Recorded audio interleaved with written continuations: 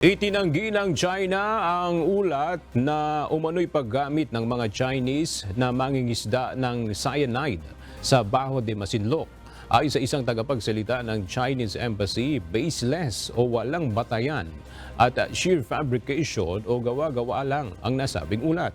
Binibigyang diin aniya ng malaking halaga ng Chinese government ang pagpapanatili ng ecological environment at pinanggagalingan ng mga isda.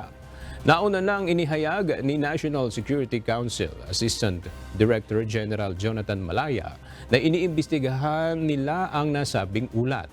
Ikinababahala ng NSC ang ulat ng Bureau of Fisheries na gumamit ng cyanide ang ilang mangingisdang Chinese at Vietnamese para manghuli ng isda sa Baho de Masinloc. Ang Baho de Masinloc ay bahagi ng Exclusive Economic Zone ng Pilipinas. Subalit, inaangkin din ito ng bansang China at tinatawag nilang Huangyan daw.